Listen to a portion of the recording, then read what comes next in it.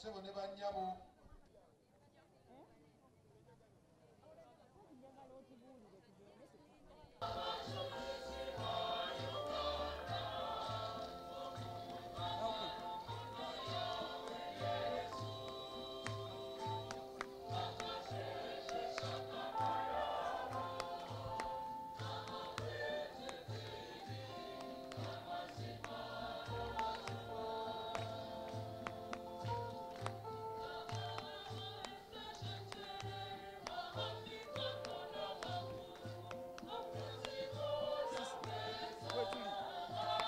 Abantu ba Katonda tubaniriza ku Bukedde TV1 ne Bukedde TV2 onako olwaleero lunaku lwa ssanyu jereere nga tuli wano enkazibuku ekimuli Busujju we bazaala omujulizi Noah Mawaggali wetuze onako olwaleero okulamaga nga tunajjukira bulungi nti Noah Mawaggali omujulizi ono omutuukirivu wano wennyini wendi wazaalibwa Sande ya kusatu omwaka gw'ekereziya kya okuva ku Pasika oba amazuukira ga Mukama waffe Yesu Kristu. Aleluya, aleluya, azuukidde nga bwe yagamba. Ssanyu jereere okujja wano okulamaka ku lunaku olwaleero. Zaalinga ennaku z'omwezi lumu omwezi ogwa Novemba 1885. Omujulizi Noah Mawaggali n'abatizibwa Mapeera ye yennyini yamubatiza. Era zaali ennaku z'omwezi 31 omwezi ogwa Maayi 1886 Noah Mawaggali nattibwa.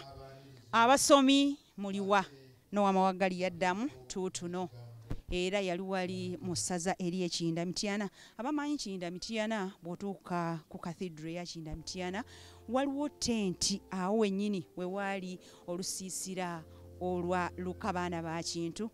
Lukabaana ba Kintu akaseera ako yali agenze eri enalukolongo okusomesebwa eddiini.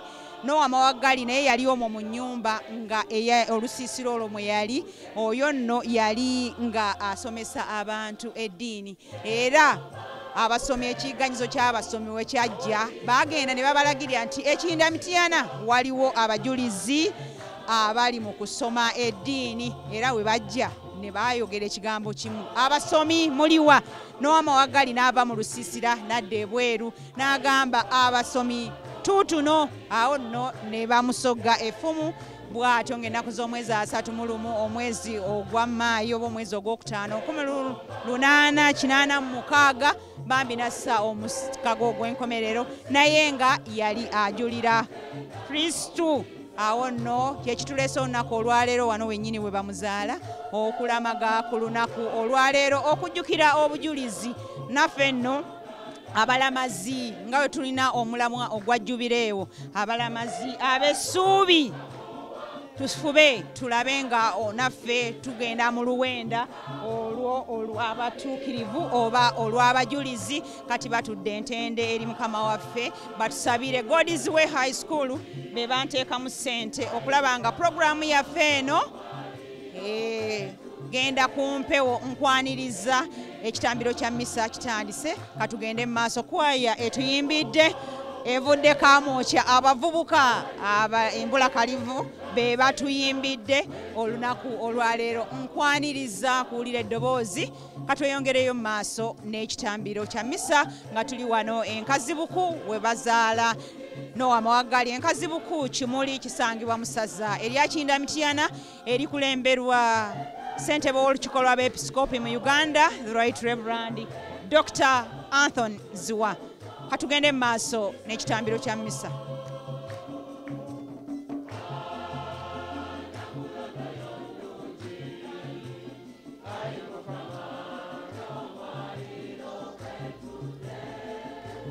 Señor.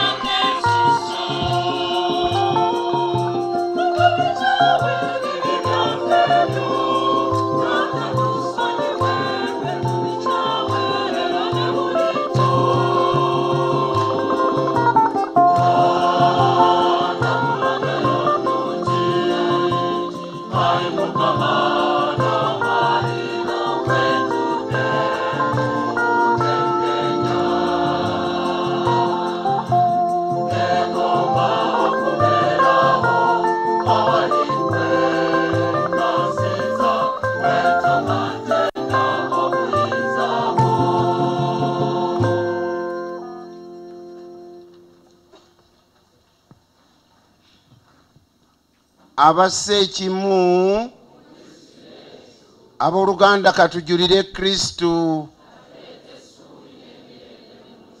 Abalamazi mwebale kujja, mwebalire ddala.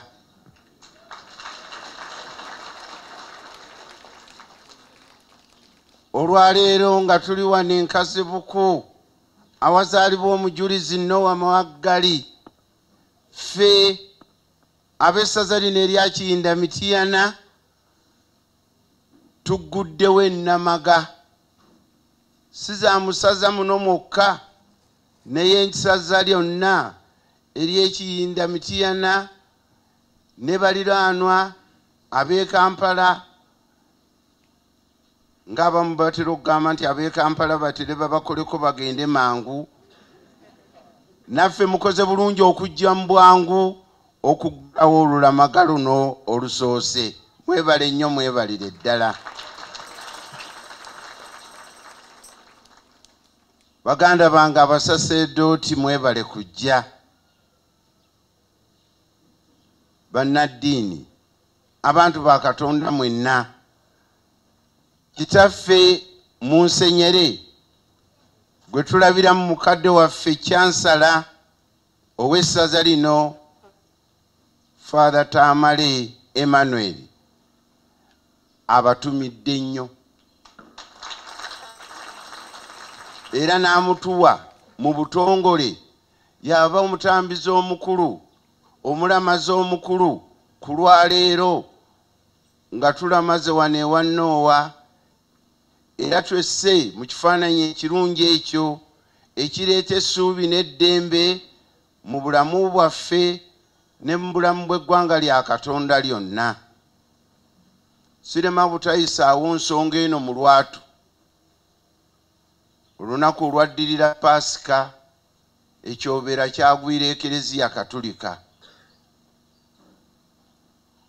Baganda bange abakkiriza nga kitalo,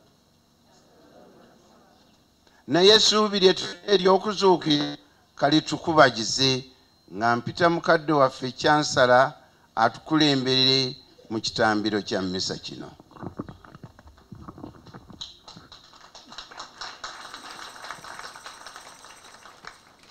Mu linnya lya Paatiri n'erya Mwana n'erya Mwoyo Mutuukirivu.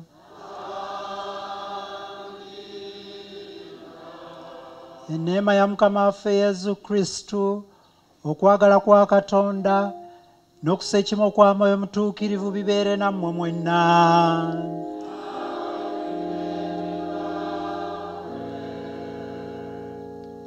Amaka ga Katonda, bamalamazi bannange, Bwana Mukulu wa Misiri Parish atwaniriza bulungi. Mwebale okutindigga engendo ennyimpi n'empanvu ne mujja wano e Nkazibuku omujulizi omutuukirivu Noah Mawaggali we yazaalibwa, we yakulira era we yava okugenda okujulira Omukama nti tuutuno.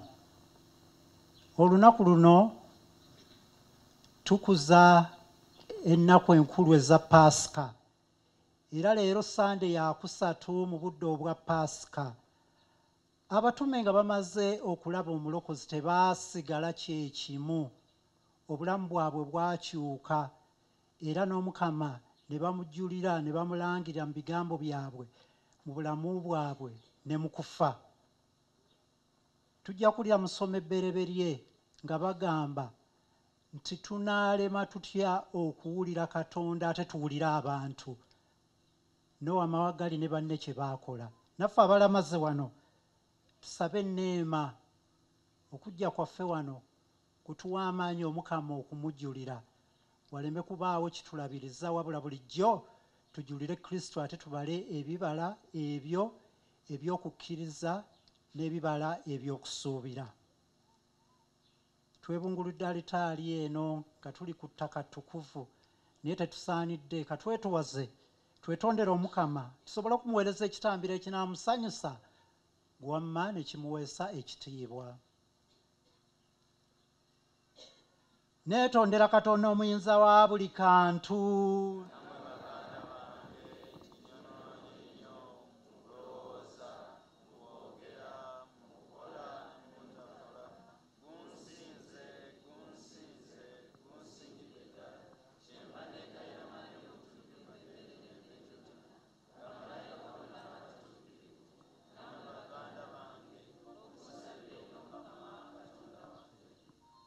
katonda omuyinza buli kantu atukwatula ekisa atusonyiwa ebibi byaffe ate olumu atuuse mu bulamu obutaggwaawo.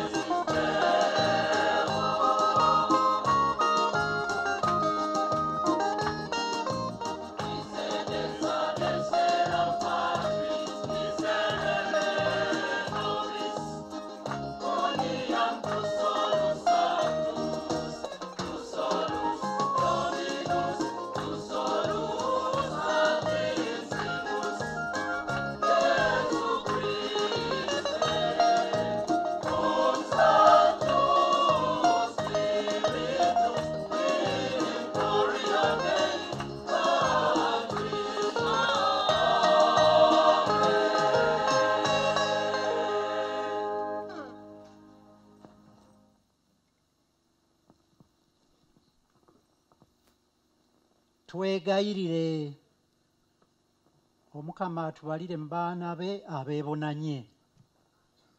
Ayi Katonda, abantu bo bajaguze bulijjo olw'okuba muli munda bazze buto, nga bwe basanyuka kati olw'okudda mu kitiibwa kyabwe eky'abaana abeebonanye, balindirire olunaku olw'okuzuukira nga bajjudde essuubi ery'okwekulisa.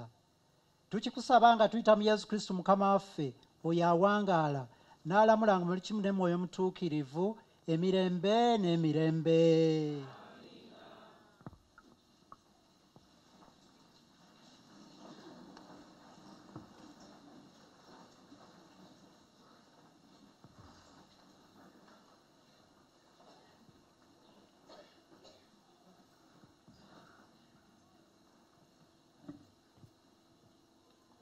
Essomo erisooka bye tusoma mu kitabo ky'ebikolwa by'abatume omutwe ogwokutaano ennyiriri okutandikira ku lwa 27 okutuuka ku lwa 32 n'olwa 40 okoma ku lwa 41. Mu budde buli omukulu w'abasaserdoti yabuuza abatume nti twabakuutirira obutageza kuyigiriza mu linnya eryo, so laba mwe mwagala n'okutusibako omusaayi gw'omuntu oyo. Petero n'abatume ne babaddamu nti tuteekwa okuwulira Katonda okusinga abantu. Katonda wa bajjajjaffe yazuukiza Yesu Kristo gwe mwatta nga mumuwanika ku musaalaba.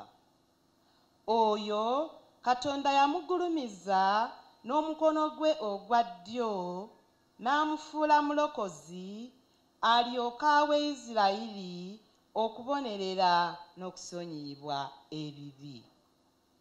Naffe ffe bajulizi b'ebigambo ebyo, ko ne Mwoyo Mutuukirivu Katonda gw'agabira bonna abamuwulira.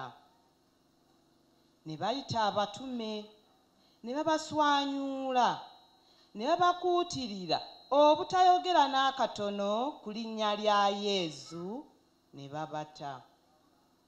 Ne bava mu lukiiko nga basanyufu olw'okusaanira okubonaabona okubeera erinnya lya Yesu Kristo. Ate buli lunaku tibaayosanga kunnyonnyola na kuyigiriza Yesu Kristo mu kiggwa ne mmayu. Ebyo Omukama yabyogera. Sekimu tujulire Kristo. Essomo eryokubiri. Akaliga akattibwa kasaanidde okuba n'ekitiibwa n'okugulumizibwa. Bye tusoma mu kitabo ky'okubikkulirwa omutwe ogwokutaano olunnyiriri 11 okoma 14. Nze Yowaana nawulira eddoboozi ly'amalala enkumu abeetoolodde Namulondo n'ery'ebiramu n'ery'abakadde. Omuwendo gwabwe nga 10,000 bukadde na bukadde baleekaananga n'eddoboozi ddene nti akaliga akattibwa kasaanidde okuba n'obuyinza n'okufuga n'amagezi n'amaanyi n'okutendebwa n'ekitiibwa n'okugulumizibwa. Ebitonde byonna ebiri mu ggulu ne ku nsi ne mu nsi munda n'ebiri mu nnyanja. Leero byonna we bifa byenkana ne mpulira nga bireekaana nti atudde ku Namulondo n'akaliga bombi basaanidde okugulumizibwa.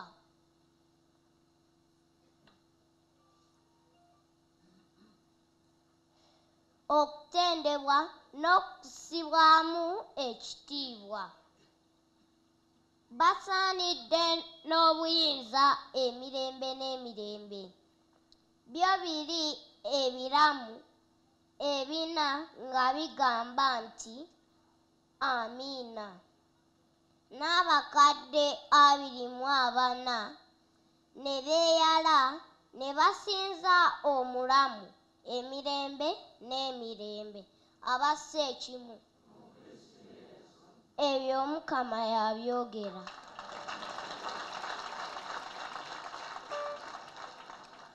Kambasabe ffenna tusituke twanirize ekigambo wa Katonda ng'ajja gye tuli.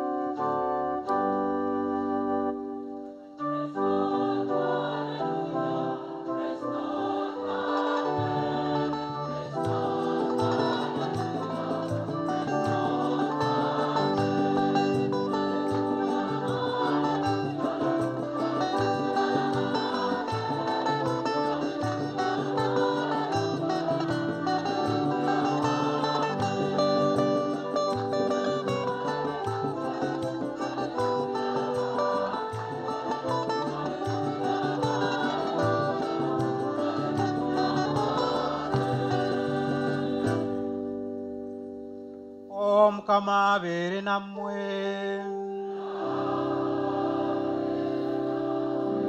Ebigambo by'evvanjiri ya Mukama waffe Yesu Kristo evudde mu Yowanna.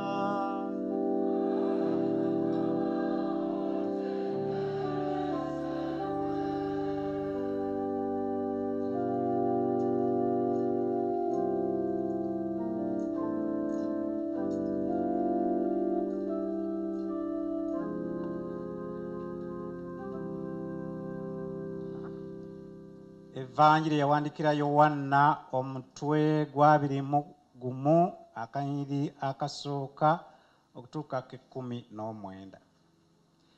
Mu budde buli Yesu yalabikira abayigirizwa be omulundi omulala ku nnyanja Tiberiyadi. Yabalabikira bw'ati: Simoni Peetero ne Toma ayitibwa omulongo Didimo, ne Natanayiri eyali ow'Ekaana eky'e Ggaliraaya n'abaana ba Zebedaayo ko abalala 2 ku bayigirizwa be baali wamu. Simooni Peetero kwe kubagamba nti ŋŋenda kuvubako. Ne bamugamba nti naffe katugende naawe. Ne bagenda ne basaabala eryato. Ekiro ekyo ne batabaako kye bakwasa. Obudde bwe bwakya enkya, Yesu n'ayimirira ku lubalama, naye abayigirizwa be nga tebamanyi nti ye Yesu. Yesu n'alyoka abagamba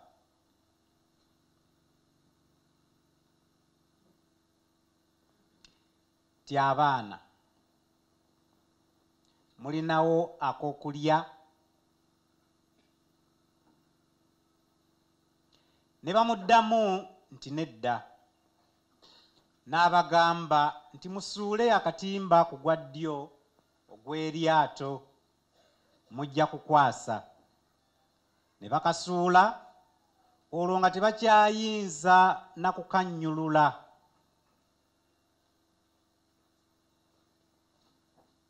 Olw'obungi bw'ebyennyanja, omuyigirizwa oli Yesu gwe yali aganzizza n'agamba Peetero nti ye Mukama. Simooni Peetero bwe yawulira nti ye Mukama, ne yeebagika ekikanzu kye kubanga yali bwereere, ne yeesuula mu nnyanja. Abayigirizwa abalala ne bagendera mu lyato nga bawalula akatimba akaalimu ebyennyanja, kuba tibaali wala n'olukalu, mpozzi emikono nga 200. Bwe baagoba ku lukalu ne balaba amanda okuli ebyennyanja ko n'omugaati. Yesu n'abagamba ti muleete ku byennyanja bye mukwasizza kati. Simooni Peetero n'asaabala mu lyato n'awalula akatimba n'akakuba ettale. Kaali kajjudde ebyennyanja ebinene 153. Nandibadde byali nkumu bwe bityo, era akatimba ko tikaayulika. Yesu n'abagamba timujje mulyeko. Bonna nga bwe baali batudde okulya, ne wabula ageze okumubuuza nti gwani? Baali bategedde nti ye Mukama. Yesu n'addira omugaati n'abawa era n'ebyennyanja. Ogwo gwe gwokusatu Yesu gwe yalabikira abayigirizwa be okuva lwe yazuukira mu bafu. Bwe baamala okulya, Yesu n'agamba Simooni Peetero ti Simooni mutabani wa Yonna, onjagala okusinga bano? Ye n'amugamba nti ye ssebo, naawe omanyi nga nkwagala. N'amugamba nti lunda obwana bw'endiga zange. Ate n'amuddira nti Simooni mutabani wa Yowanna, onjagala? Ye n'agamba nti weewaawo ssebo, naawe omanyi nga nkwagala. N'amugamba nti lunda obwana bw'endiga zange. Era n'amugamba ogwokusatu ti Simooni mutabani wa Yowanna, onjagala? Simooni Peetero n'atongojjera olw'okumubuuza omulundi ogwokusatu nti onjagala. N'amugamba nti ssebo, gw'omanyi byonna, otegeera nga nkwagala. Yesu n'amugamba nti lunda endiga zange. Kugambira ddala mazima nti mu buvubuka bwo weesibanga n'olaga gye wayagalanga, naye mu bukadde oligolola emikono gyo, omulala n'akusiba n'akutwala gy'otayagala. ebyo ekyo yakimugamba ng'ategeeza enfa gy'aligulumizaamu Katonda. Bwe yamala okwogera ebyo n'amugamba nti ngoberera. Ebigambo by'evvanjiri eno bikomye wano.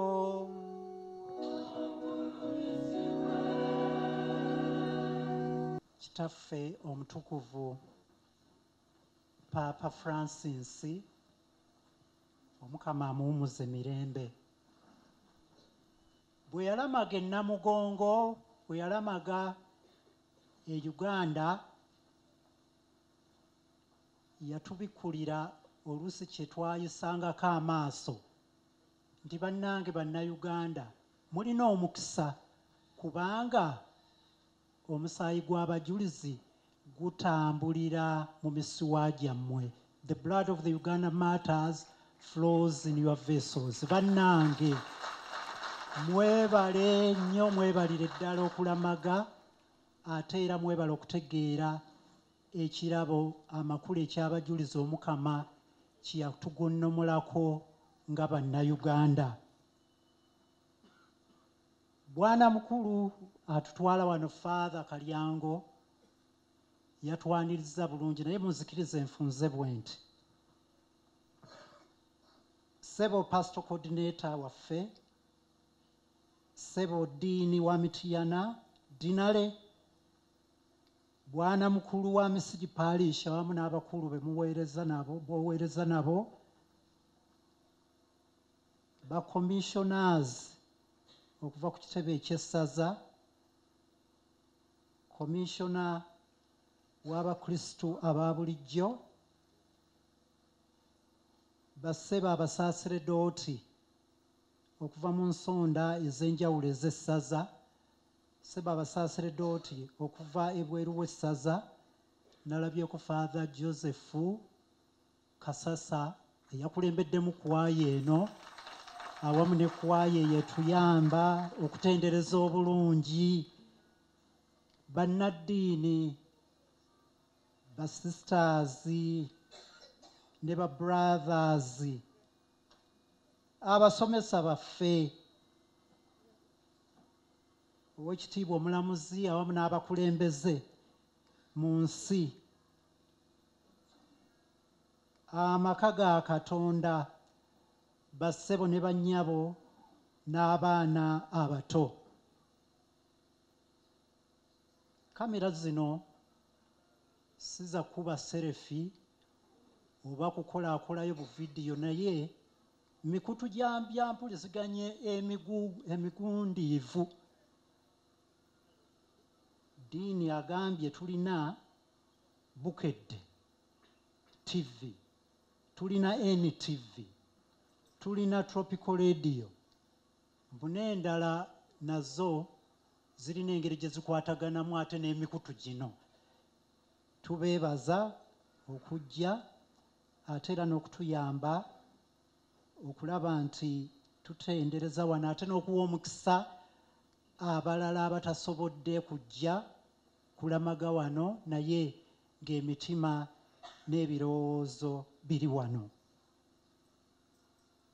Mu vvanjiri etusomeddwa tufundikidde n'ebigambo Omukama bye yagamba Peetero, nti Peetero bwe wabanga omuvubuka ng'osiba n'olaga gy'oyagala, naye bw'onookaddiwa bajja kukusiba emikono bakutwale gy'otayagala.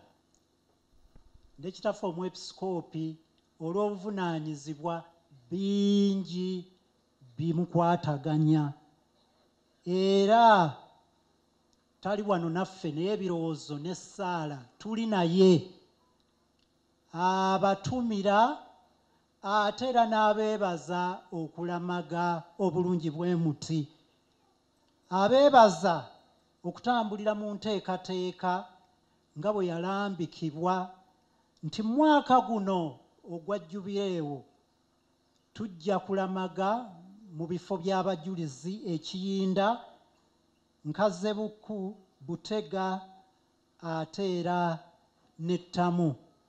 nga twongera okugabana ku birungi ebyo ebiri mu mwaka guno gwa jjubireewo. Era kitaffe omwepisikoopi yeebaza bonna abeetabye mu nteekateeka z'okulamaga kuno, ate era n'akubiriza ffenna empagi ze yatukubiriza nga tutandika omwaka guno ogwa jjubireewo nga 29 Desemba tuzitwale nga nkulu, anti okwenenya, okwegayirira mu maka ate era ne mu bifo ebirala, okujjumbira obulamu obw'amasakalamentu, okukola ebikolwa ebyekisa ate n'okwetegekera okufuna indulgensiya nga tutuukiriza ebyo ebiba bitusabiddwa, anti okusoma nga tugenderera okusabira ebyo paapa by'aba atwagaza, okwejjusa ate era n'okufuna Ukarisitiya.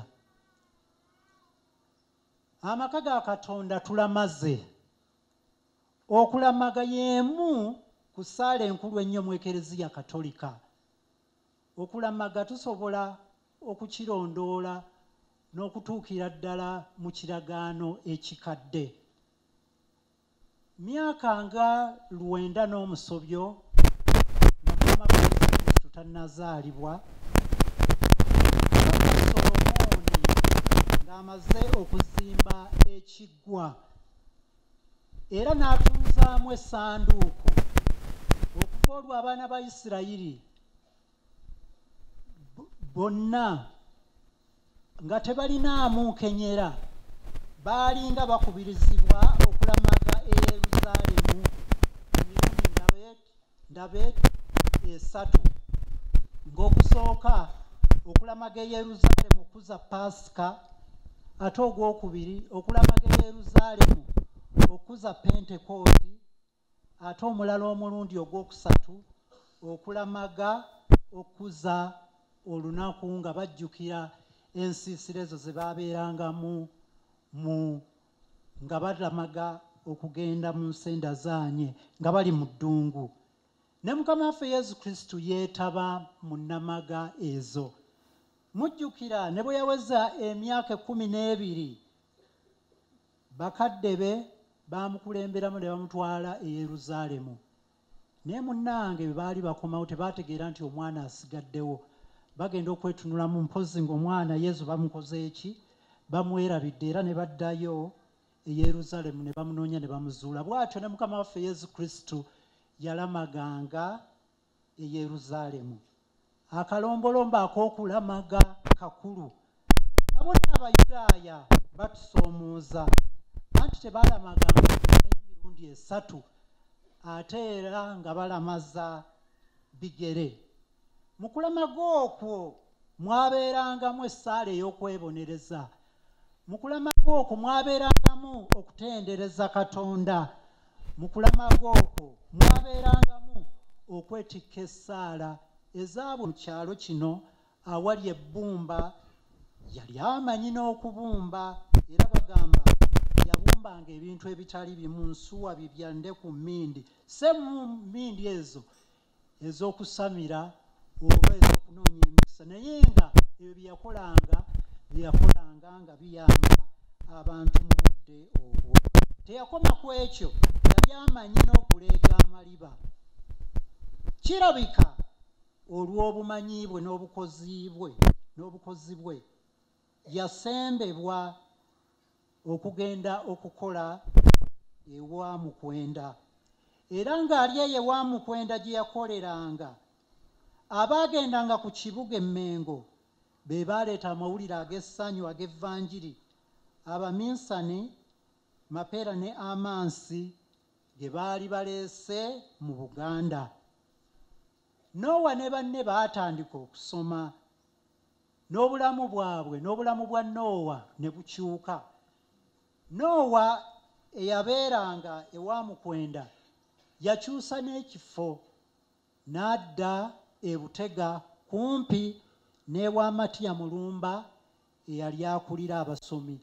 asobole okusoma obulungi era nkakasa ne Matiya Mulumba asobole okubaako byamukola ki byamuyigirako.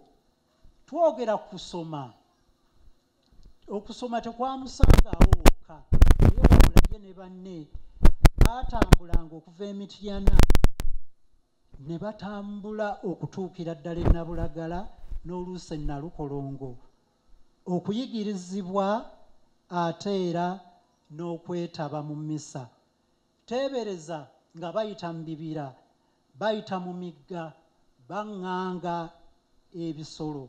Kyabatwaliranga ennaku ezisukka mu 2 ne 3 naye nga balina obumalirivu evvanjiri eyo kye baawulira nti Kristo oyo omulamu eyafa n'azuukira, nga nabo amawulire ago gabasanyusa, nga baagala obulamu bwabwe butambulire mu Kristo. Mawaggali oluvannyuma lw'okunyiikira yabatizibwa nga 1 Novemba 1885. Ekiwendo ky'okuyigga abasomi bwe kyabalukawo kyamusanga mu maka ga Lukka baana ba Kintu ekiyinda ng'asomesa abalonde. Abambowa baali bamanyi abasomi we babeera era baatuukira ku nsiisira ya Lukka. Mu Bugaano omumbowa omukulu eyali akulembeddemu empingu eyo yabuuza abasomi baliwa. Noowa yavaayo nga tatya n'amwaŋŋanga nti tuutuno. Bw'atyo n'asoggebwa ekitala mu mugongo n'agwa eri ne bamukuluggusa ne bamutwala ku masaŋŋanzira ne bamusiba ku mutwe ne bamusiba ku muti ng'ekigendererwa okutiisa abasomi. Naye mulowooza baatya? Beeyongera kusoma. Laba abali wano, laba abakkiriza mu Kristo, laba abaagala Katonda. Ku muti ogwo enswera zaamwetooloola zaamuluma, ebinyomookwo, ate era ensege, embwa n'ebibe nabyo ne byekavvulira. Yafa ku nkya ya 31 Maayi 1886 n'afa ng'omujulizi. Olw'ekyo kye yakola naffe kwe kujja wano. Tujje wano we yazaalibwa tuddemu okuwera. Noowa Mawaggali oyo wamma tetulema kumuyigirako bingi. Naye nsaba mu kwebuulirira kwaffe kuno mbasaba bisatu.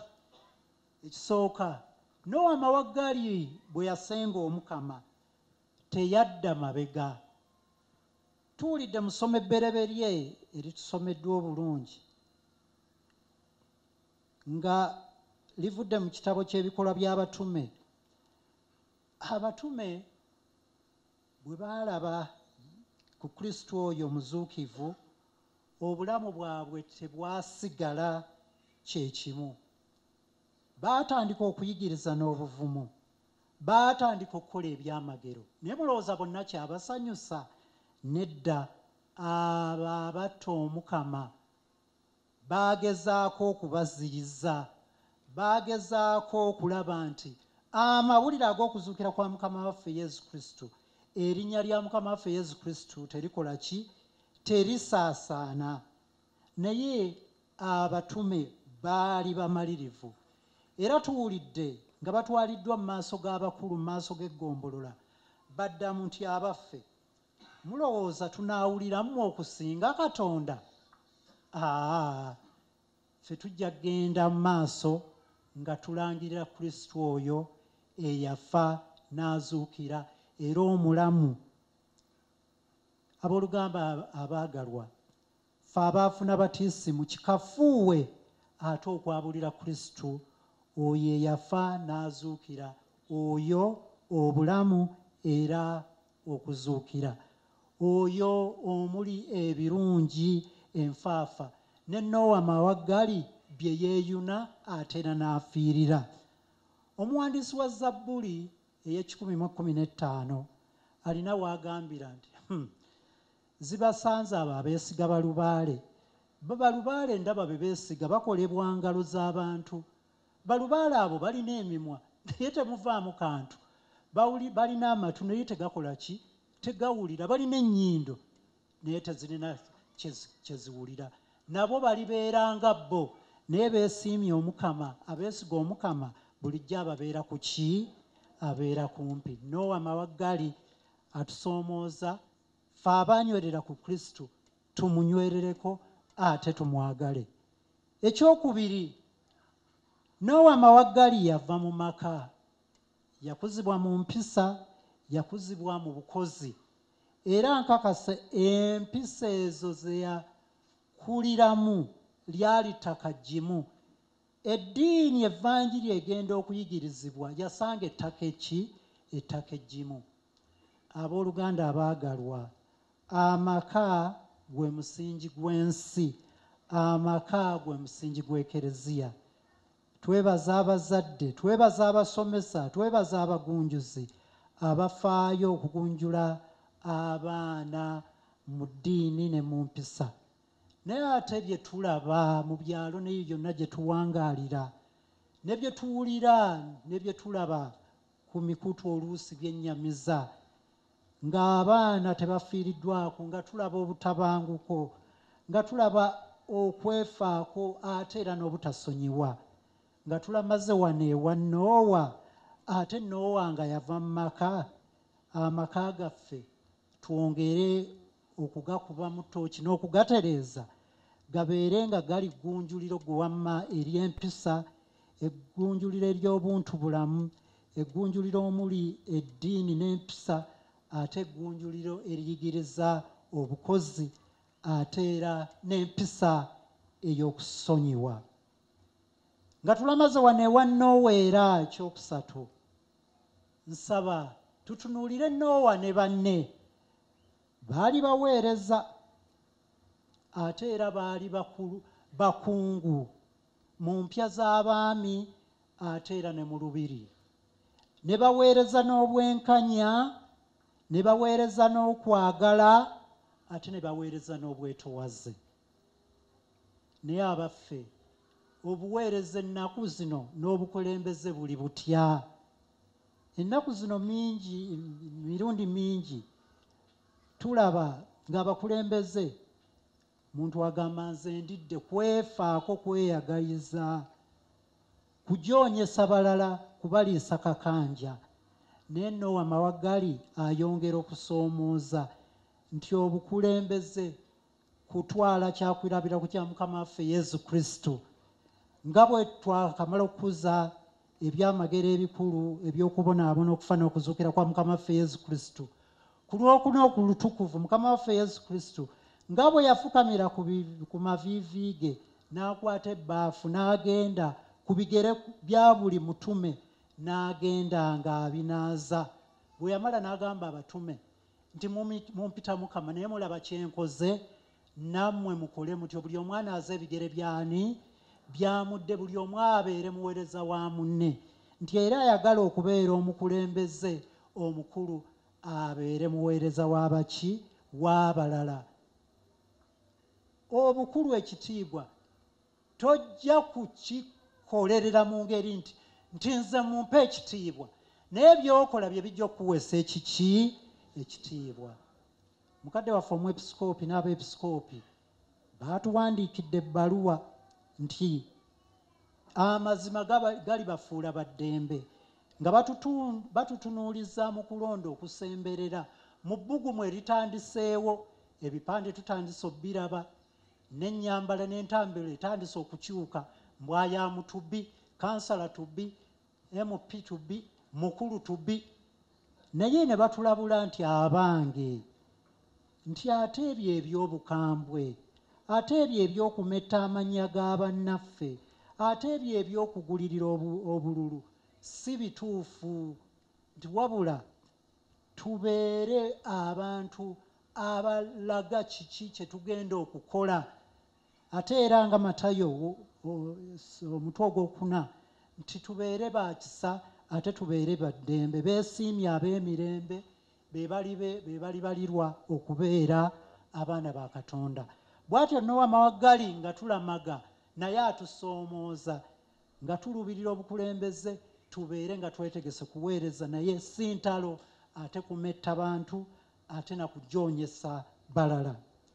Abooluganda abaagalwa, tulamaze wano ewa Noowa nga twetizza essaala ez'okwebonereza, essaala ez'okwebaza, ez'okwesabira, okwesabira ate n'okusabira abalala, okusabira amaka, abazadde n'abaana, okusabira emirimu gyaffe, okusabira abalwadde, okusabira ekereziya, okusabira omusumba waffe n'essaza lyaffe, okusabira eggwanga lyaffe, okusabira abatubidde mu bizibu ebitali bimu, okusabira abaddiridde mu kukkiriza ate n'abo Omukama bajjuludde.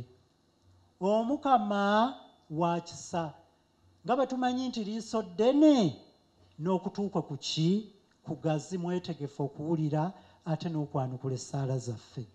Naye kyatusaba tukkirize mu ye.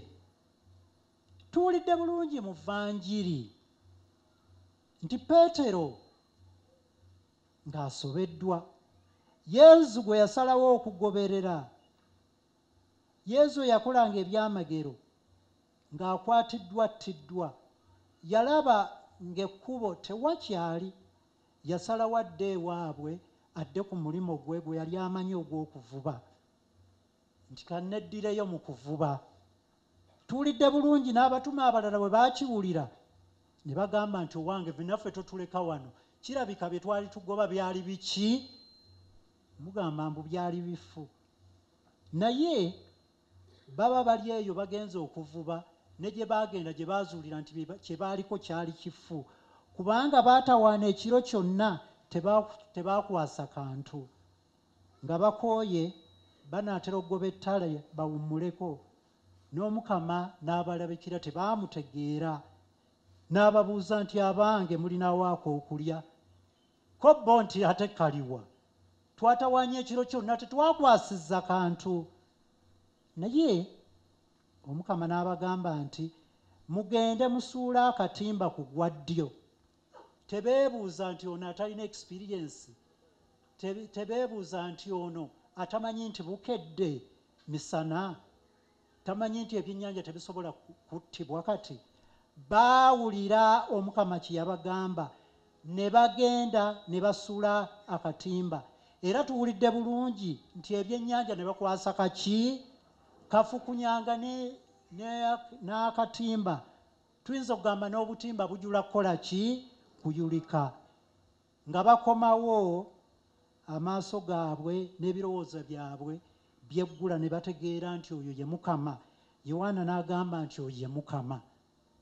Abooluganda abaagalwa, oyo Noowa Mawagali gwe yasenga ye Mukama, era abatume bwe baamuwulira baasobola okukwata ebyennyanja kafukunya. Bwe baali bokka tebalina kye baakwata, wadde baalina experience, wadde baalina tekinologi mu by'okukwata ebyennyanja. Naye Omukama oyo bwe yabatuma ne bamuwulira baakwasa ebyennyanja kafukunya. Naffe abooluganda abaagalwa, tulamaze wano enkazebuko, tuddayo gye twavudde, tetujja kusigala wano, naye tuddayo, naye amakubo gaffe gakyuke, obulamu bwaffe bukyuke. Essomo eryokubiri erivudde mu kitabo eky'okubikkulirwa, omwana ono asomye bulungi, bannange tusaanye tumwongeremu engalo. Era ndowooza ddiini omwana ono anaatunulwamu. Si sowaani yokka, naye ndowooza ne fiizi ddiini waakiri ttaamu emu. Naye essomo eryo ery'okubikkulirwa ng'oddamu okulisoma, Yowaana agezaako okuttottola be yalaba mu ggulu eyo, ng'alaba Namulondo.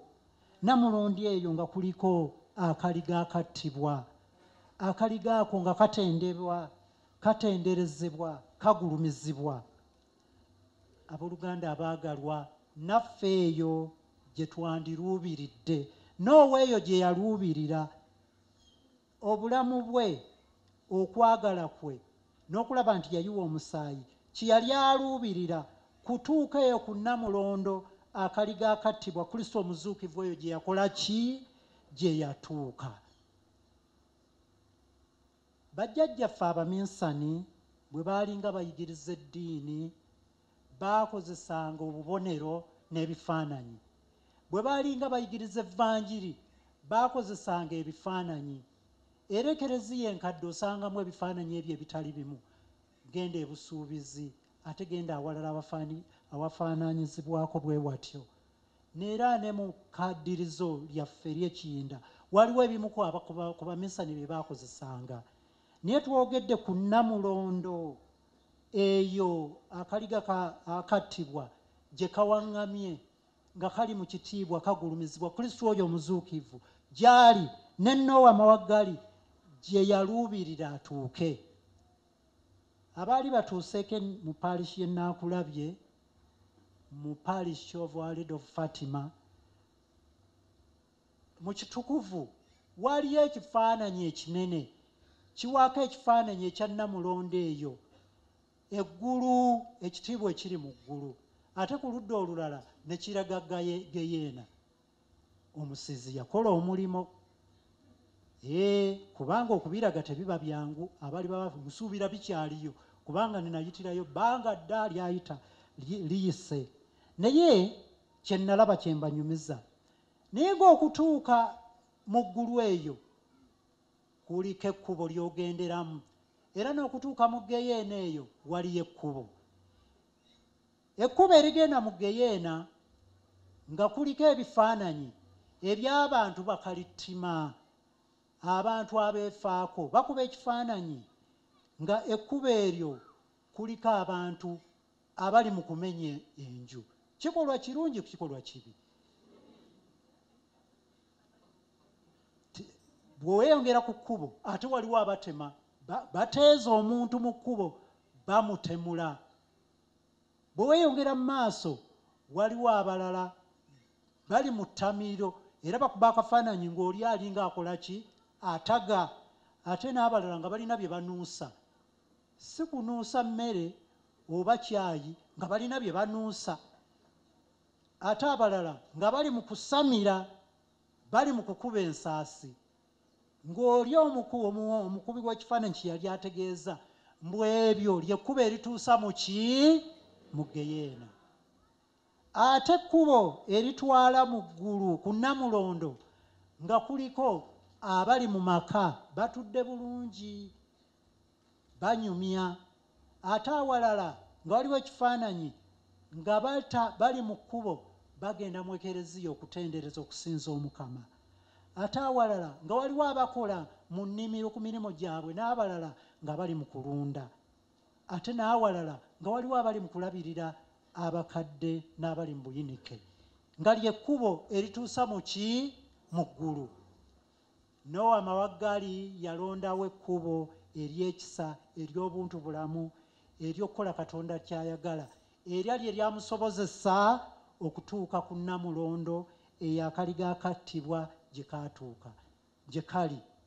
Abooluganda abaagalwa, naffe abalamaze wano, kabonero ak'enkukunala nti naffe twagala okukwata ekkubo eryo. Tusaba Omukama Ukarisitiano gye tugenda okugabanako etuwa amaanyi. Nowa Mawaggali eyamuwa amaanyi n'agoberera Kristo mu byonna eby'omuli obubi. Naffe Omukama tumugoberere, tuleme kudda mabega, tukole ebyo ebimusanyusa, tubeere abantu abeegayirizi, tubeere abantu ab'ekisa, ate nga tugudde mu nsobi twenenye. Gwamma Omukama talirema kusinziira ku ebyo n'atugwanyiza Namulondo eyo omwana we Kristo gye yatuuka, Kristo omuzuukivu oyo gy'ali ng'alamula ku ddyo olya Katonda Patri. Tutuna abasomi tutuno, tutuna abasomi tutuno.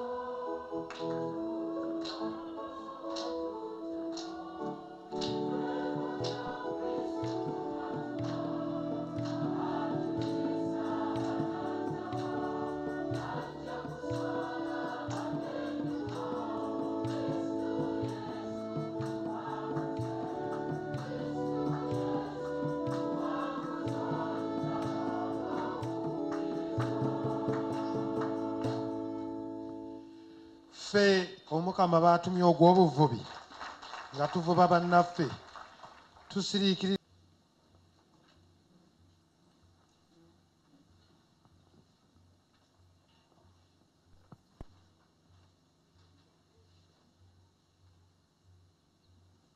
amaka ga Katonda nga tulamaze wano ku butaka ewa Noowa mukisa gaffe okuddamu endazaano zaffe ez'abatisimu. Awo nno abalamazi Sitaani mumwegaana n'ebikolwa bye byonna mubyegaana n'emitego gye gyonna mugyegaana. Nsaba tuwanike omukono gwaffe ogwa ddyo. Mukkiriza Katonda Paati omuyinza wa buli kantu, omutonzi w'eggulu n'ensi. Mukkiriza ne Yesu Kristo omwana w'omu yekka Mukama waffe, Mariya ombeererevu gw'azaala, eyabonaabona n'aziikibwa n'azuukira mu bafu, oyo atudde ku mukono ogwa ddyo ogwa Katonda Paati, oyo mumukkiriza. Mukkiriza ne Mwoyo Mutuukirivu, Ekereziya Katolika omutukuvu, okussa ekimu okw'abatuukirivu, ekisonyiwo eky'ebibi, okuzuukira okw'emibiri n'obulamu obutaggwaawo, ebyo byonna mubikkiriza. Nsaba tufundikire nga tugamba nti ebyo bye tukkiriza, okwo kwe kukkiriza okwekereziya atutwala, kwe twesiimiramu, kwe tweyagaliramu mu Yesu Kristo Mukama waffe. Amiina. Amaka ga Katonda, ffe abalamazi, okujja kwaffe wano tuzze n'essaala, tuzze n'emigugu bye twagala okwanjula eri Omukama. Naye Omukama wa kisa, Omukama bulijjo mwetegefu okutuwa bye twetaaga, n'obwesige n'okukkiriza katubimwanjulire, si ku lwaffe ffekka ne ku lw'abo bonna abatasobodde kulamaga, ate nabo bonna abatubidde mu buyinike obwa buli ngeri.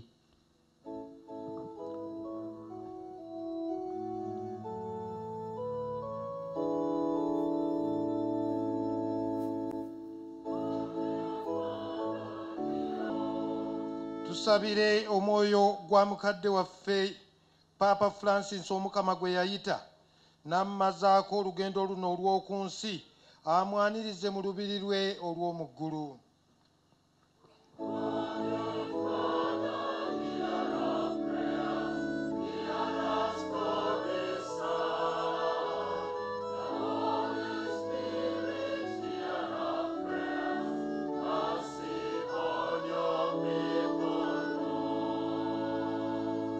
Tusabire abakulembeze n'abafuzi ab'emitendera gyonna, bulijjo Omukama abawa omutima ogw'okulumirirwa abalala so si kwefaako bokka na bokka. Tusabire baganda baffe abalwadde abalina ebizibu ebya buli ngeri, ekikubagizo bakijje mu ffe ab'omutima omulungi.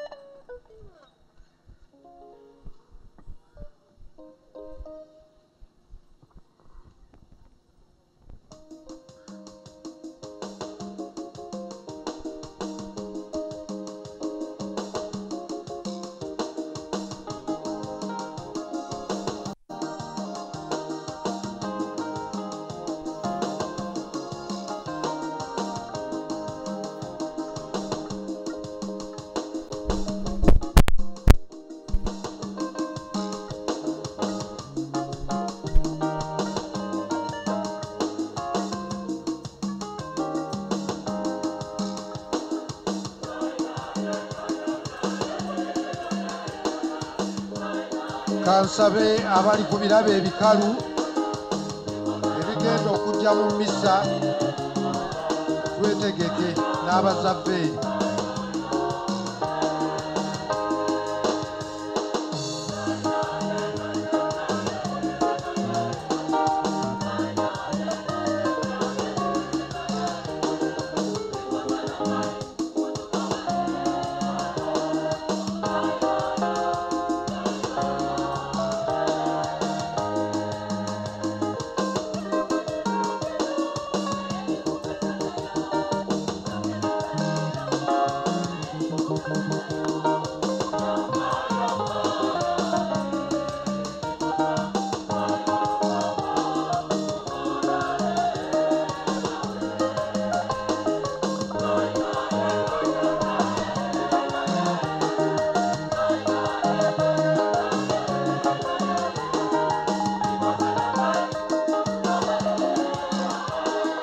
Kansabe ffenna tuyimirire twanirize ebirabe.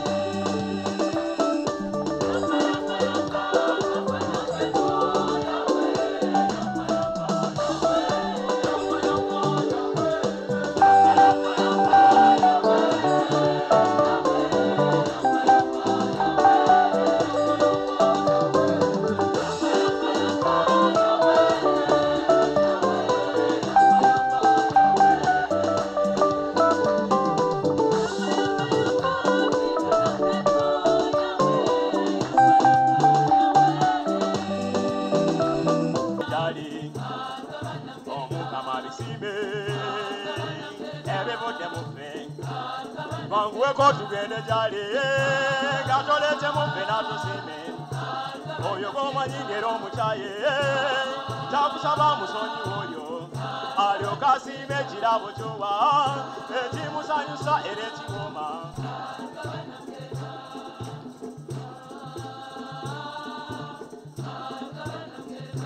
webale sebo olugaba webale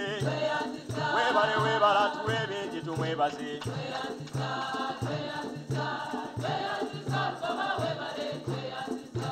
webale sebo tata webale bena twogera kimu sebo nti webale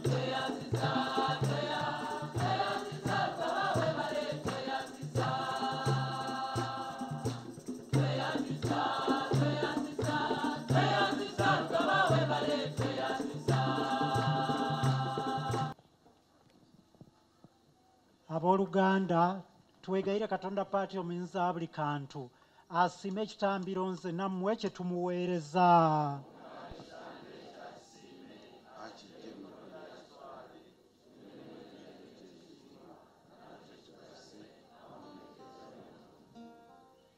Ayi Mukama tukwegayiridde kkiriza ebirabo by'ekereziya waajaguza nga bw'omuleetedde okusanyuka okwenkana wano muwe okujjamu okwesiima okutaggwaawo. Tukikusaba nga tuyita mu Yesu Kristo Mukama waffe.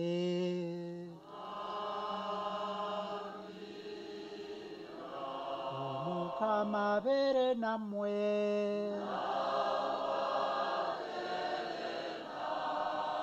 Muyimuse emitima.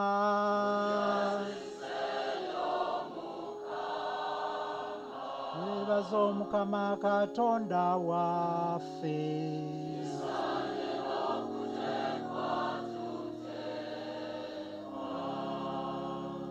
Wamma kisaanye n'okuteekwa tuteekwa. Kituufu ddala era mwamutuviira n'okulokoka. Gwe Omukama Paati omutuukirivu Katonda omuyinza buli kantu sse wannaku. Ffe okwebaza bulijjo na buli wantu olw'okubanga Kristo Paasika yaffe atambiddwa.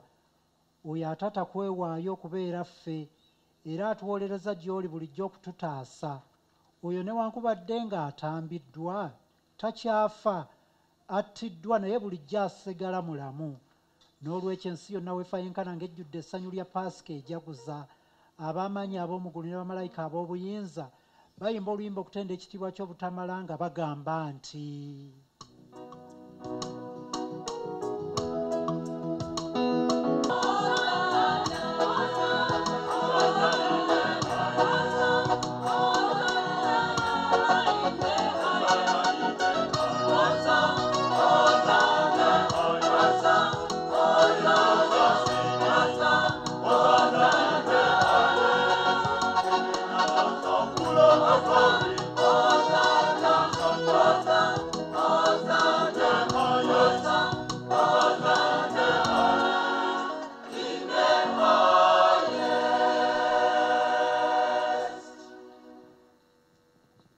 Mukama oli mutuukirivu, gw'ensulo y'obutuukirivu bwonna.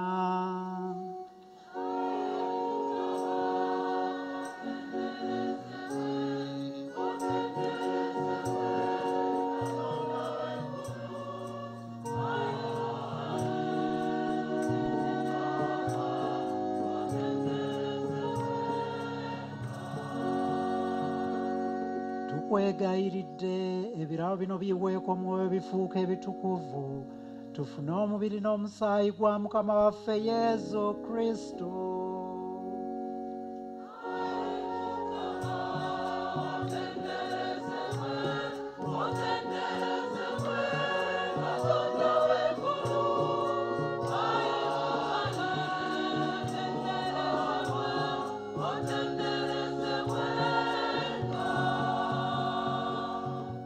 Agenda okuweebwayo mu kubonaabona kwe yeesiimidde, n'akwata omugaati ne yeebaza, n'agumenyamu, n'awa abayigirizwa be, n'abagamba nti, mutoole mulye ku kino mwenna, anti kino gwe mubiri gwange ogunaaweebwayo okubeera mmwe.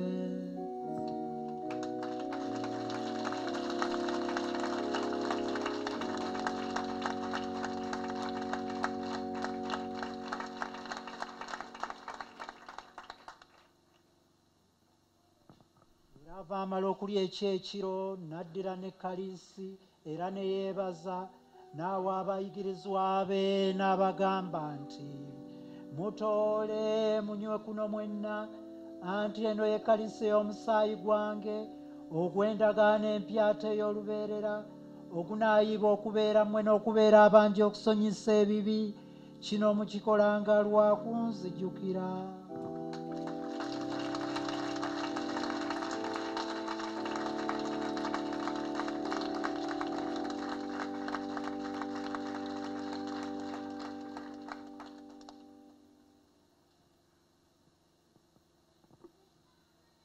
Ekyamagero eky'okukkiriza.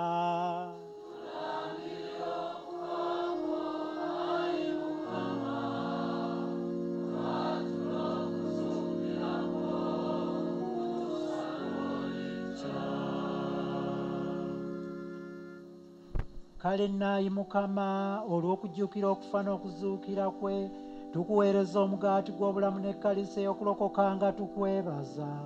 kuba tugwanyiza okuyimirira mu maaso go n'okukuweereza.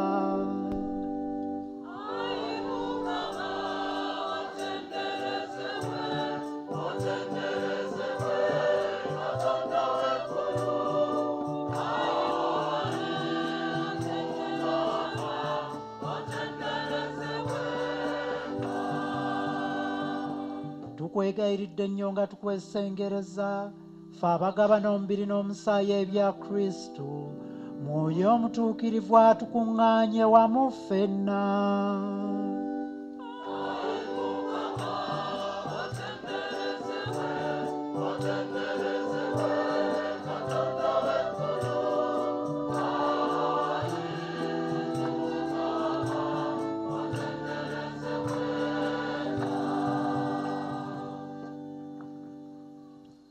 Jjukira ayi Mukama Kereziya wa Bunyenkulungu y'ensi mujjuze yenna okwagalana, wamu n'omwepisikoopi waffe Joseph Anthony Ziwa n'abo bonna abaakwawulira mu madaala amawufu ag'obukereero.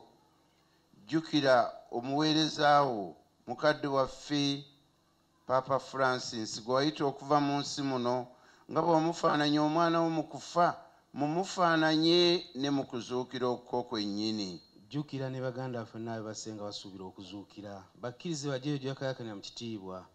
Jjukira naafe onagira ekisa mu kufa, naffe natukwegayiridde tusaasire tusaanye okugaana kulamu obutaggwa okutera n'okugulumiza. Wamu ne Maliyo Mbeerevu omutuukirivu na Katonda ne Yozefu bba n'abatume b'abatuukirivu, era n'abatuukirivu nakusanyudde obudda n'obwedda nga tuyita mu mwana wo Yesu Kristo.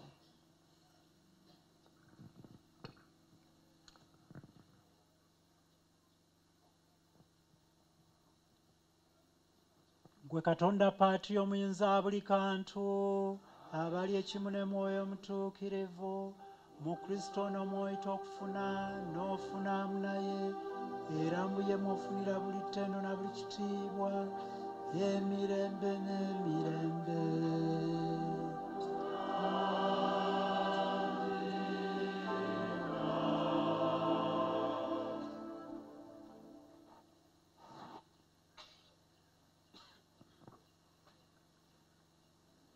Amawaggali bwe yafuuka omwana wa Katonda, bwe yafuuka omwana w'Ekereziya teyadda mabega. Omukama yamugoberera, Mukama yamuweereza, ate n'amujjulira ng'ayiwa n'omusaayi gwe. Naffe abatambulira mu kisinde ekyo, Omukama atuwe enneema ye, sobole okumujjulira, ate ebikolwa byaffe twogereko ng'aba Noowa, nga tubala ebibala eby'okwagala ate era n'ebyokusuubira awamu n'okukkiriza. Tugume tugambe nti Kitaffe ali mu ggulu,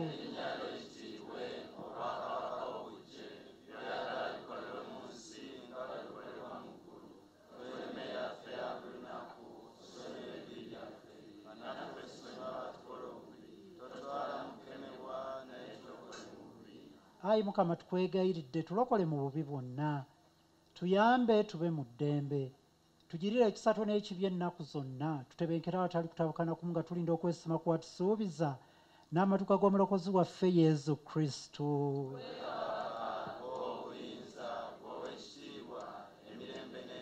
Ayi Mukama Yesu Kristo gwe yagamba abatume bo nti mbalekedde emirembe, mbawadde emirembe gyange, totunuulira bibi byaffe naye amasigo gazze kukkiriza kwa Ekereziya wo. Kkiriza okumuwa emirembe n'okussa ekimu nga ggwe bw'oyagala, gwawangaala n'olamula emirembe n'emirembe. Eddembe ly'Omukama libeere nammwe ennaku zonna. Abooluganda buli omu akyukire oyo amulinaanye ng'akutamya ku mutwe ng'amwagaliza eddembe lya Kristo.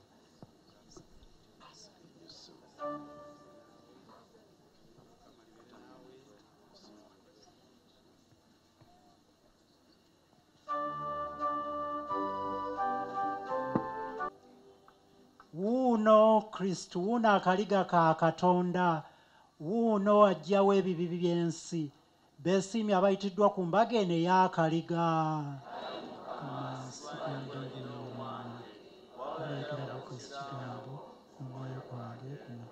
Omubiri n'omusaayi bya Kristo ffenna bitukuume, ate olumu bituuse mu bulamu obutaggwaawo.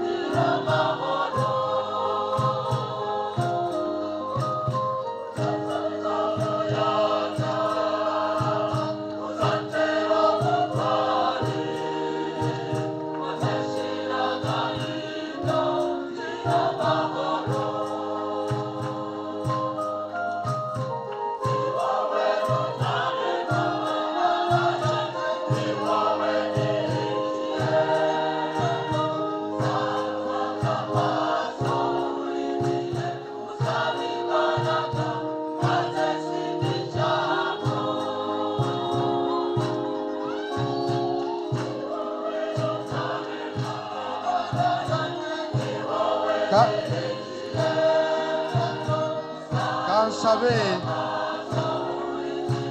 tusituke twebaze.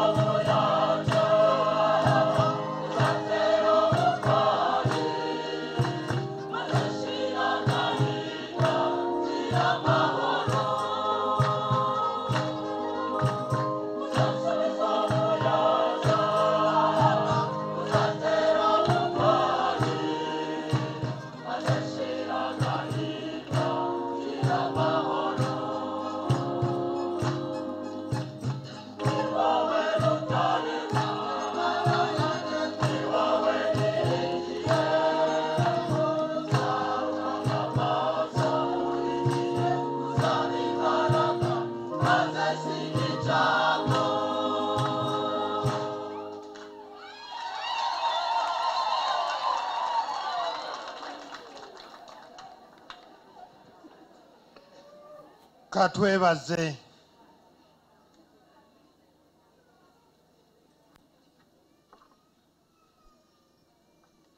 Twegayirire. Tukwegayiridde Ayi Mukama, abantu bo batunuuliza ekisa nga bw'obazizza obuto n'ebyamagero ebya ddi na ddi, bawe n'okutuuka kuzuukira nga tebakyaddayo kuvunda, n'omubiri gwabwe gufune ekitiibwa. Tukikusaba nga tuyita mu Yesu Kristo Mukama waffe.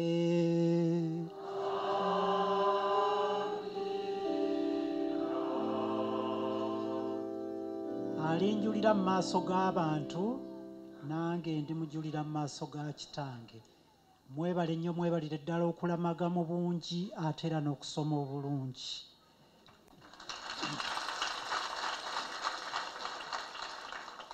Ssebo Father Kireewo Kakyaza, onootwanjulira bonna be wakoze nabo. Ssebo Ddiini, weebale okutukunga. Tugenda okufuna omukisa, naye nsaba tubeere bakkakkamu nga bwe tubadde, n'obubaka obunaddako nabwo tubuwulirize bulungi, tuleme kuddayo waka nti ate kino kye baayogera siibwe obwakabaka bwo bujje, byeyagala bikolebwe mu nsi nga bikolebwa mu ggulu. tuwe emmere yaffe ya buli lunaku tusonyiwa ebibi byaffe nga naffe bwe tusonyiwa abatukola obubi totwala mu kukemebwa naye tulokole mu bubi. Mirembe Maaliya nima omukama naawe oliwo omukisa mu bakazi bonna yesu omwana w'endayi naye wa mukisa. Maaliya omutuukirivu nyina katonda otusaabe ffe aboonoonyi kaakano mu kaseera ak'okufa kwaffe. Ekitiibwa kibe ekya Paatiri mwana n'ekyama omutuukirivu nga bukyali olubereberye ne kaakano na bulijjo emirembe n'emirembe. Amiina. Nsaba abasaaseredooti tuwanike omukono gwaffe ku balamazi bano ate n'ebyo byonna bye baleese bitukuzibwe. Twegayirire. Ayi Katonda kitaawe wa Mukama waffe Yesu Kristo, okuva mu mawanga gonna ag'ensi weerondera eggwanga erikwemaliza era eryagala okukola ekituufu. Enneema yo esobozesezza emitima gy'abaana bo bano abakwagala ne balamaga, ate era n'essaala ze banjudde gattako n'ebyo byonna bye baleese nga baagala bifune omukisa. Tukusaba Ayi Mukama byonna ebyo biwe omukisa, ate basobole okulojja ebyamagero by'okola era babiweeko obujulizi mu bulamu bwabwe, era babeere ababaka era abatume ab'essuubi n'emirembe. N'omukisa gwa Ayi Mukama gubatuukeko mu linnya lya Paatiri n'erya Mwana n'erya Mwoyo Mutuukirivu. Amiina. Tusaba ate tufune omukisa ogw'emmisa. Omukama abeere nammwe. Nsaba tukutamye ku mitwe tusaba omukisa gw'Omukama. Katonda eyabanunula mu kuzuukira kw'Omwana we n'abafuula abaana abawa omukisa musanyuke naye. Oyo eyabanunula ne mufuna eddembe ennaku zonna abawe mufune n'obusika obutaggwaawo. Oyo gwe mwazuukira naye mu batiisimu nga mukkiriza mubeere naye mu bwakabaka obw'omu ggulu nga muyisa bulungi kaakati. N'omukisa gwa Katonda omuyinza wa buli kantu, Paatiri ne Mwana ne Mwoyo Mutuukirivu mwenna gubakkeko ate gubasigaleko ennaku zonna. Abooluganda mmisa ewedde musigale mu ddembe n'okwagala okwa Kristo.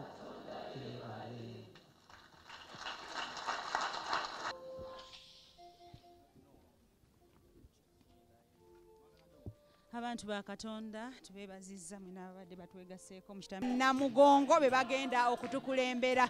Batisimu Noah Mawagali gye yafuna ng'ennaku z'omwezi lumu omwezi ogwa Novemba 1885 yeetuleese wano olunaku olwaleero kubanga yawaayo obulamu bwe okujulira Kristo, ate era nga 31 omwezi ogwa Maayi 1886 n'awaayo obulamu bwe wali Kiyinda Mityana. Baabuuza abasomi nti muliwa, yagamba tutuno. Era naffe abalamazi ab'omwaka guno mbasaba eddoboozi libeere limu.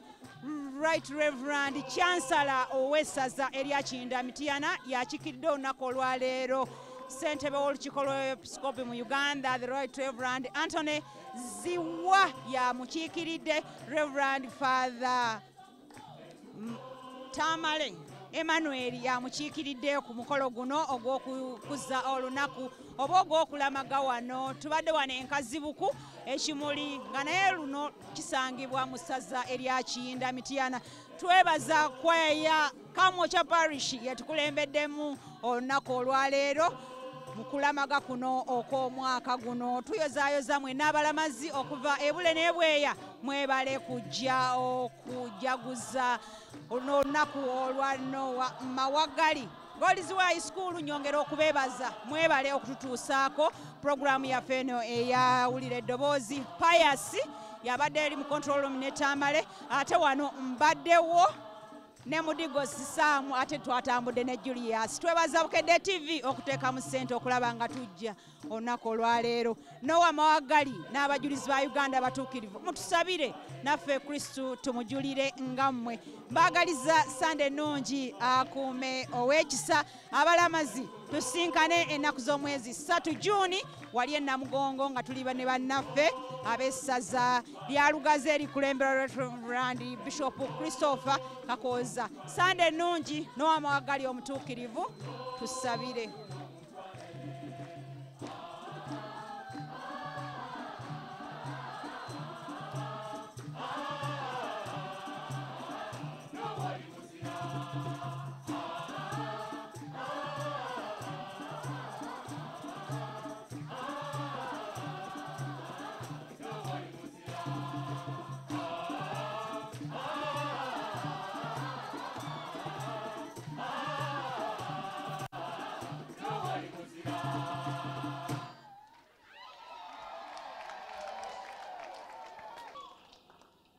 ebirala si byange mpozi era okwebaza twebaza aba social media aba Tropical Radio aba CBS 88 katonyeze 8 Mbona FM 17 ku katonyeze 6 Radio Simba fenna twetegekera olugendo lw'Ebutega Matiya Mulumba omujulizi gye yabeeranga Mawagali gye yattirwa 3 Juni nalwo tulwetege abasomesa ne batikya mmwe nyongera okubakubiriza mu ngeri ey'enjawulo ababaza abakristu mwenna olw'obuwagizi bwe muwadde mu nteekateeka ababaza abakristu mwenna olw'obuwagizi bwe muwadde mu nteekateeka zo zonna zenjogeddeko nammwe bassebo abasaaseredooti mwebale nnyo mwebale abavubuka bajja kukuza olunaku lw'abavubuka tuyinza okulaba kanzizeeyo akazindaalo kano eri mukadde waffe asembere atuwe pulogulaamu ate nze akazindaalo si asooke ajje atuluŋŋamye ate bwana mukulu alyoke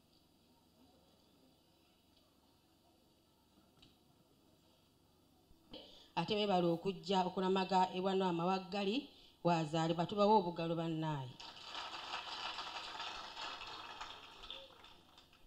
Eno yentereza tujja kusaba mukadde waffe bwana mukulu wa Paris eno ajje anize abalama. Bwana mukulu tujja kuzaako saakisitwa wa dinale najja kujja ayogereko gye tuli tujja kubireeta oyo nga amaliriza ow'abakazi addiini waffe ow'abakazi ajja otuyitira addiini waffe ajje nayaniriza sebo mukadde waffe baganda bange abasaseredooti mwebale okujjumbira mwebale nnyo okujja mwebale okulamaga bannaffe bano abavudde mu kibuga ekikulirwa ow'ekitiibwa emanya bangi abo kambaleke kuyinza okubamu meeya muyinza okubamu n'abalala abavudde e Kampala mu ssaza ekkulu mwe muli Fara Sebuggwawo ono ye yatuyunga ku mukutu ogubadde mu kwaya eyo ey'abavubuka ab'ekamwokya muvubuka ono Father nga ye chaplain sebo weebale nnyo weebalire ddala Father waliwo omu gwe bayita jjajja kale mmwe muyita jjajja mmwe nze mutabani wange anoonyaako mutwe buli lukedde sebo tweyanzizza kiri gwajjo twebale nnyo sebo okujja era kankonde ku Father Emmanuel Mwerekande omukulu ono akulira ekitongole eky'abakristu mmwe mwennyini mmwe abalala abali erudda eyo si kulwankubawo kiri kye mutayagala sebo weebale nnyo okutindika okuva e Mubende naddala ng'oyise ku kakoolaasi akajjuvu okuva embende mu nnyumba paka emitiyana.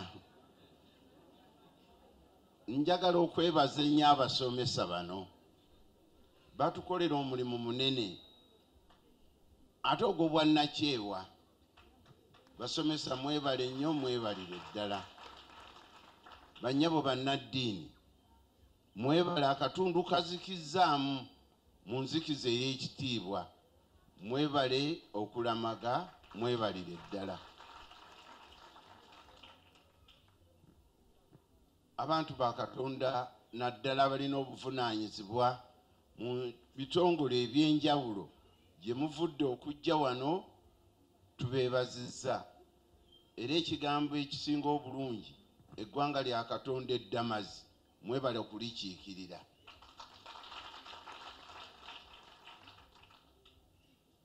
Mu butuufu bannakwaya y'ekamwokya mwebale.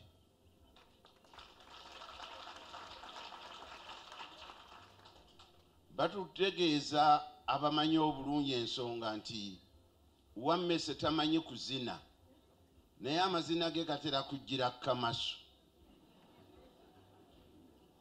Ndabye ku mazina agavudde mu bantu ababadde erudda mu kyambalo ky'abakazi nga mayitirivu. Mwebale, mwebalire ddala. Olaba mubakakamuddemu ekyo, mubakwongeramu senga wali enfuufu tetuuka. Olunaku luno ebigambo ebingi ebyokwogera bitera kubeera mu bano be bayogerako mu lwatu, ate nabo ne beewaana.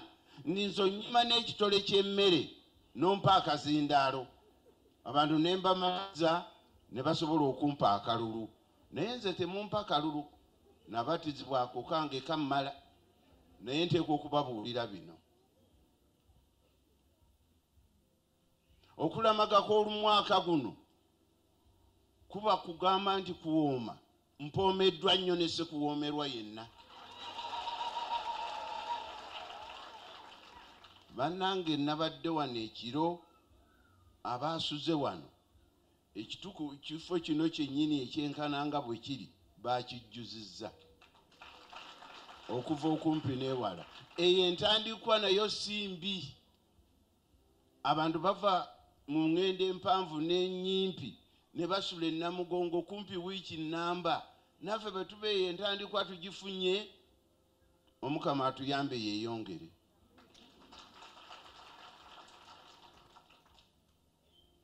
Nebaza ne sekwebaza abantu ba Katonda ab'okumpi n'ewala, naye ab'emisigi bannaye mwakikoze. Nammwe abantu ba Katonda abavudde okumpi n'ewala, mukkirize kye baakoze, mukirabeko era mukisse ne mu nkola. Nabasaba ne mbagamba mwaka guli twajaguza emyaka 25. Omwaka guno tufundikire emyaka egyo 25, ate tutambule nga tweyongera mu maaso tusobole okutuuka ne mu myaka egy'ekikumi, kubanga 5 gali kumpi tunaatera okugaweza n'ebikumi ebirala. Ne mbagamba mumpe ku bitole by'emmere abantu bye banaalya. Ne bakakasa nga ntuma abasomesa bano tibajja kulya omuceere wamu n'emmere ey'amatooke. Mu bungi obw'ekitalo weebiri. Anaava wano nga talidde, ng'oluyimba luno abayimbi olw'okuba baavudde Kamwokya tebalumanyi, ffe abalumanyi katuluyimbe. Abalamazi mujje tulye entanda,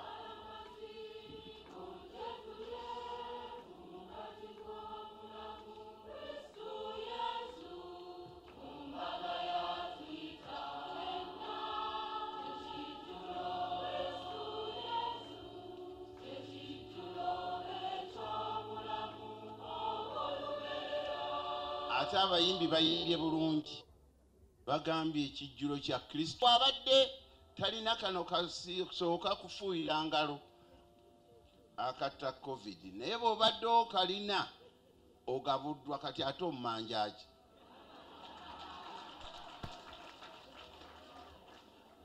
Nebaza ebisomesa engeri gye bitudduukiriddemu. twakabanye ku kirabo ky'emmere ey'amatooke ssebo kyansala emiwumbo 99 ogumu gwadde gujjuuliriza ogw'ekikumi ne tugulya ekiro kati teguliibwa awo no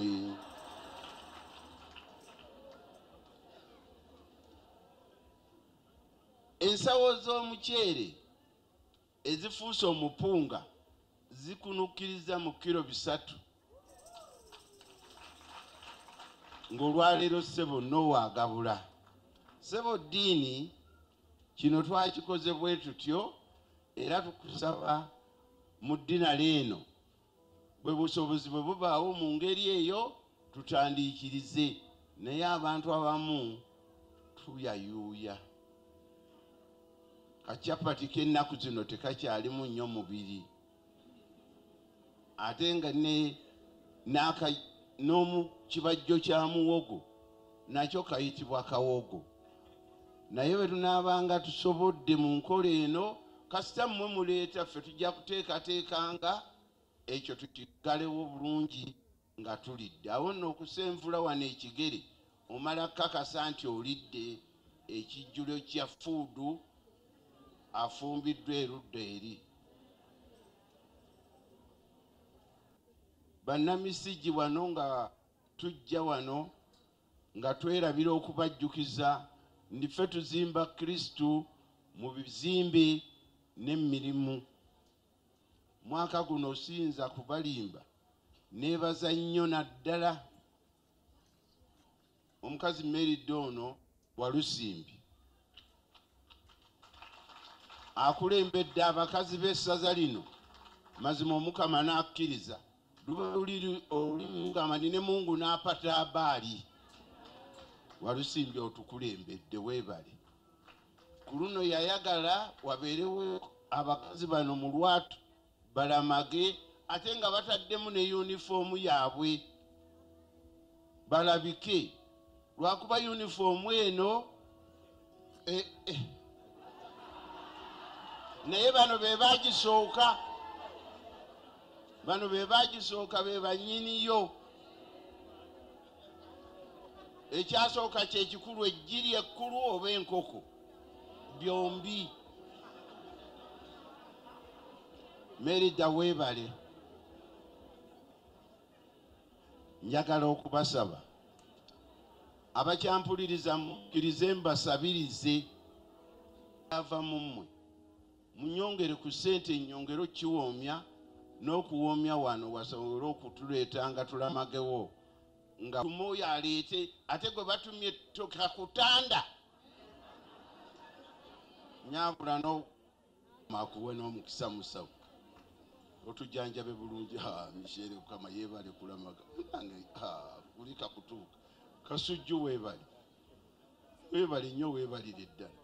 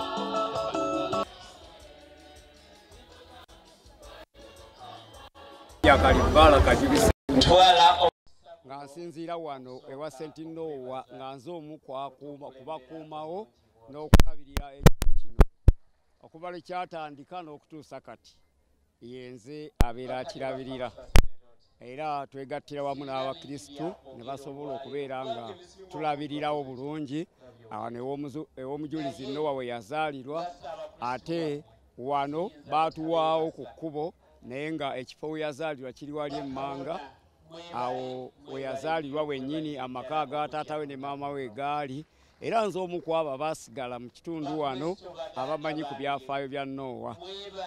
Nowa oyo